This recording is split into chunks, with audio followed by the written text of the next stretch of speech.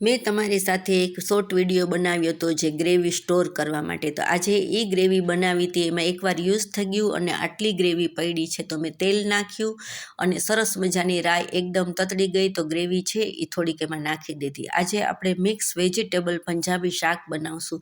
તો friend, gravy બનાવેલી હોય તો એકદમ ઇઝીથી શાક બની જાય. તમે જોઈ શકો છો કુકરમાં મારે 2 સીટીમાં બહુ મસ્ત પંજાબી ડીશ આજે બની ગઈ.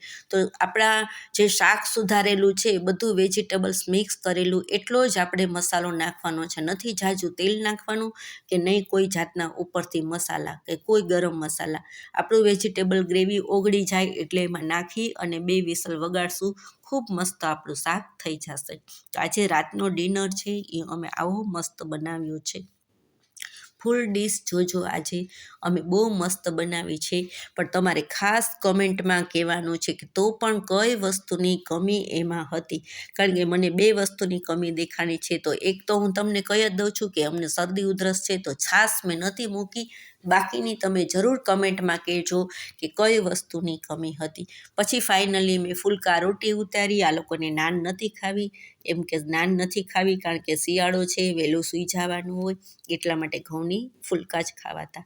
તો મેં બનાવ્યા ફુલકા. હવે હલવો છે, લાલ મરચાં છે, હળદર છે, ગાજરનો હલવો છે, ગાજર સુધાર્યું છે, બાજુમાં થોડાક તીખા ગાંઠિયા છે, પાપડ છે. જરૂર કમેન્ટમાં કહેજો, બિલકુલ ભૂલતા નહીં. હું તમારી કમેન્ટની રાહ જોઈશ.